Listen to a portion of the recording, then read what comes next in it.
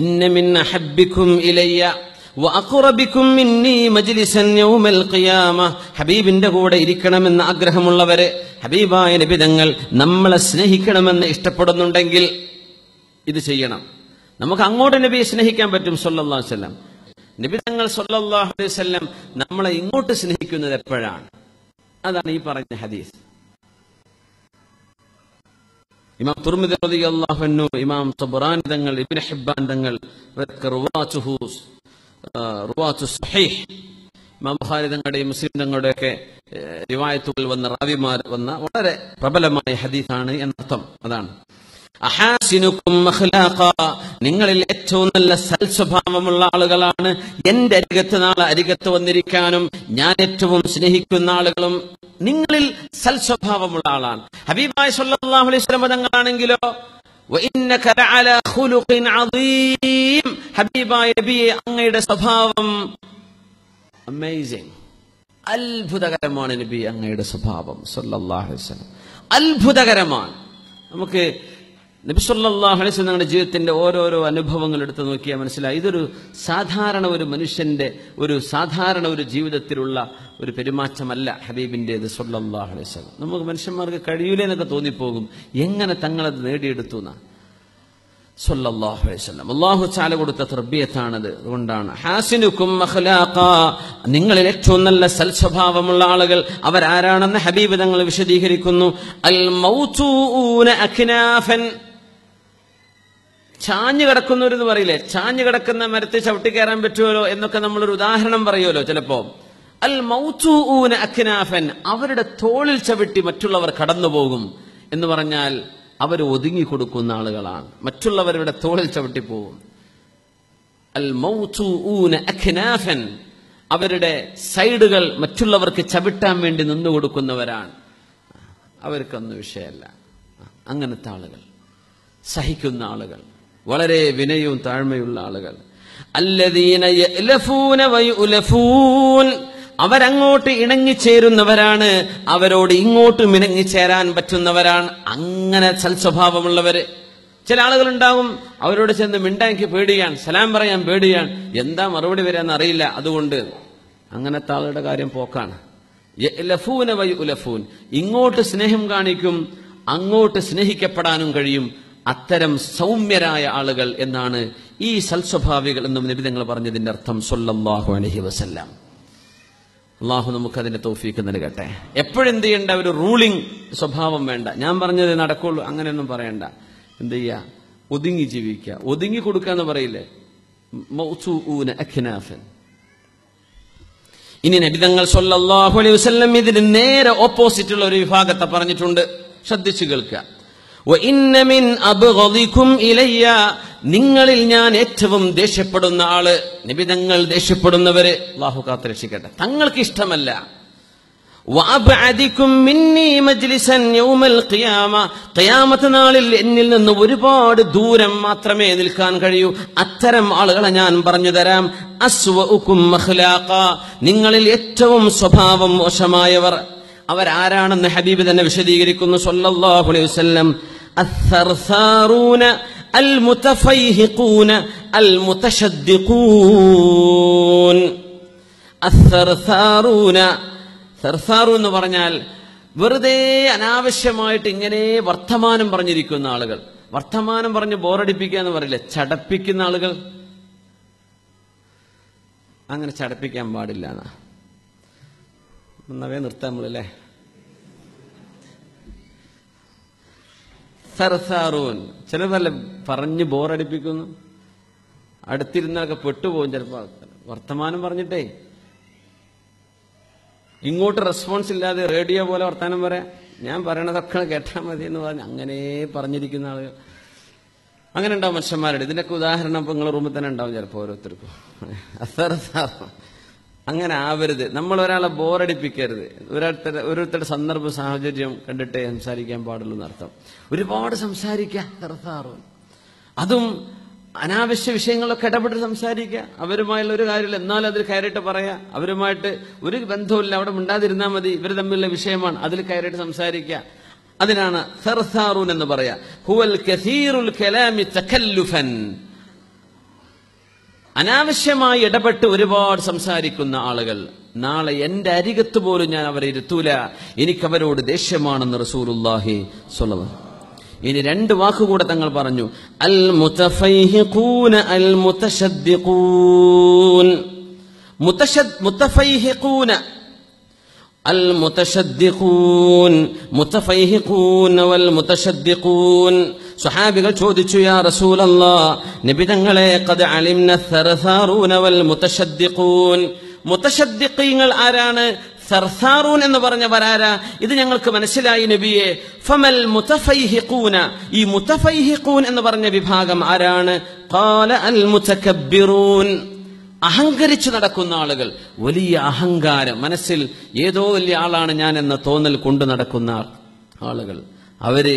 എനിക്കവരോട് ദേഷ്യമാണ്, ഞാൻ അവരെ അരികത്ത് പോലും ഇരുത്തൂല എന്ന് റസൂലുള്ളാഹി സ്വല്ലല്ലാഹു അലൈഹി വസല്ലം. മുതകബ്ബിറൂൻ. പിന്നെ പറഞ്ഞു അൽ മുതശദ്ദിഖൂൻ. മുതശദ്ദിഖ് എന്ന് പറഞ്ഞാൽ അൽ മുതകല്ലിമു. ശരിക്കും മനസ്സിലാക്കുക, അൽ മുതകല്ലിമു ബിമിൽഇ ശിദ്ഖിഹി, വായ മുഴുവൻ തുറന്നു വെച്ചിട്ട് സംസാരിക്കുക. തഫാസുഹൻ വതഅദീമൻ ലികലാമിഹി, പറയുന്ന വാക്കിനൊരു വലിയ ഗാംഭീര്യം വേണം എന്നുദ്ദേശിച്ചുകൊണ്ട്, പറയുന്ന വാക്കുകൾ ഖനമുള്ളതാകണം എന്നുദ്ദേശിച്ചുകൊണ്ട് വായ നിറച്ച് ഗൗരവത്തിൽ പറയുന്ന മനുഷ്യന്മാർ അങ്ങനൊക്കെ ഉണ്ട്.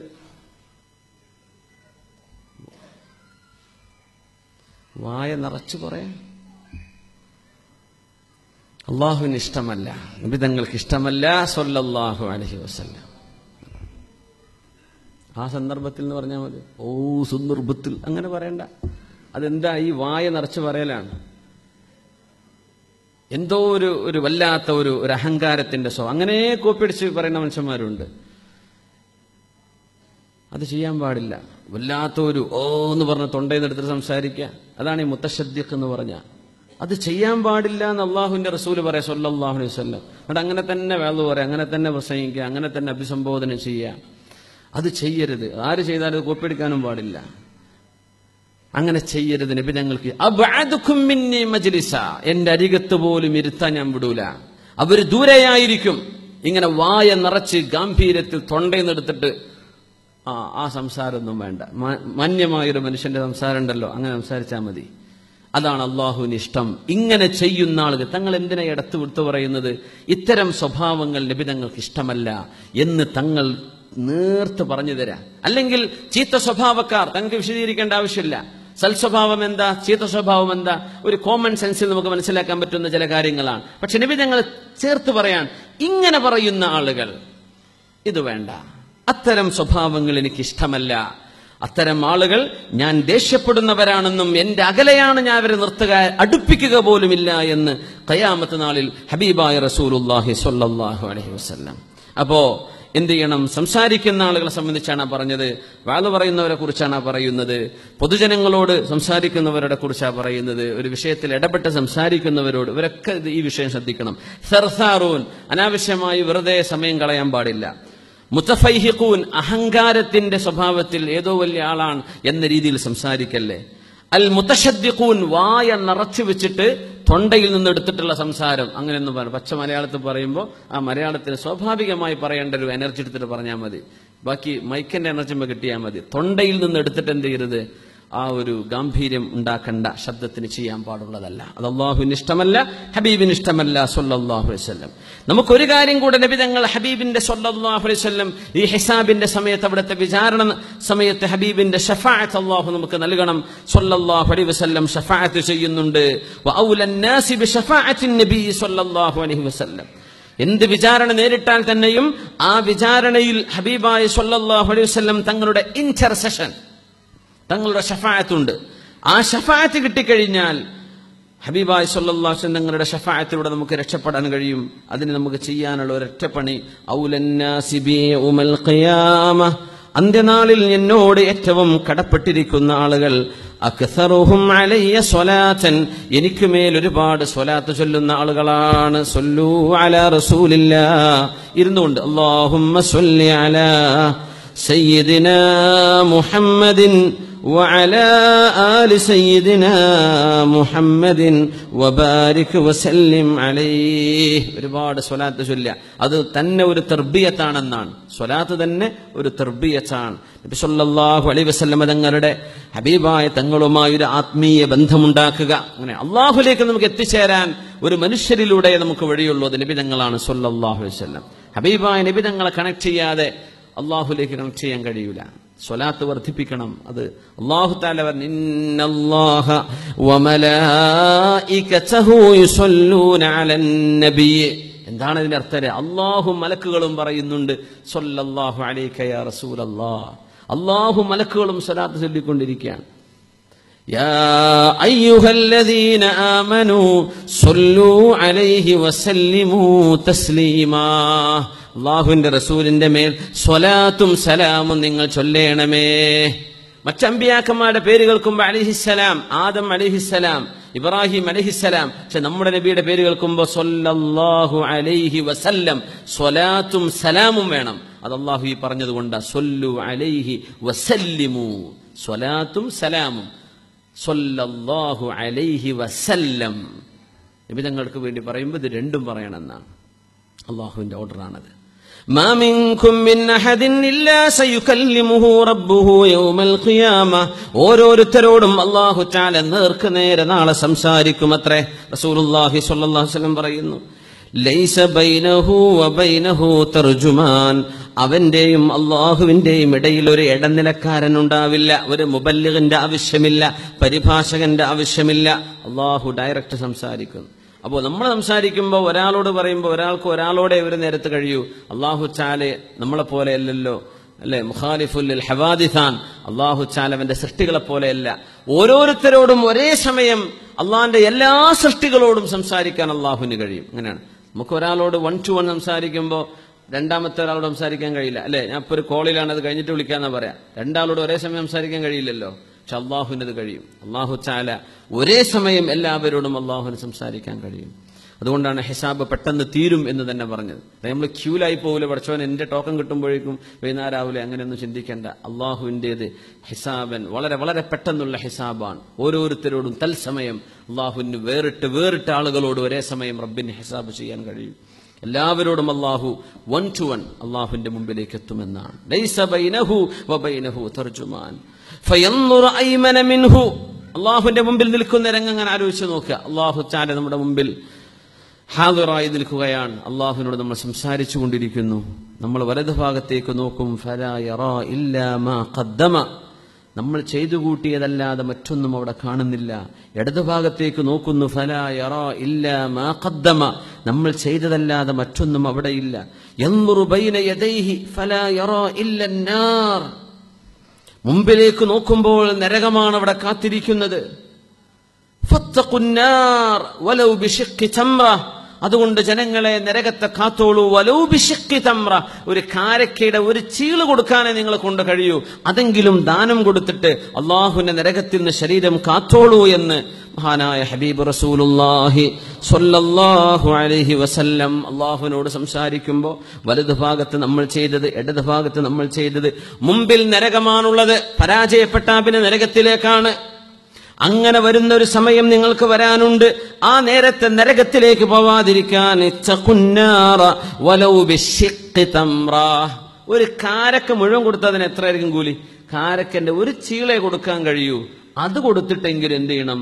നിങ്ങൾ നരകത്തെ കാക്കണം. അപ്പൊ എന്തെങ്കിലും ഒരു സംഭാവനയോ ഒരു സ്വതക്കയോ ചെയ്യേണ്ട അവസരം വരുമ്പോഴേ അത് മറ്റേ ആചാര്യ മുപ്പരക്ക് ഒറ്റയ്ക്ക് ചെയ്യാൻ പറ്റുന്ന കാര്യം നമ്മൾ അങ്ങനെ നമ്മൾ ചെയ്താൽ നമുക്ക് കിട്ടും.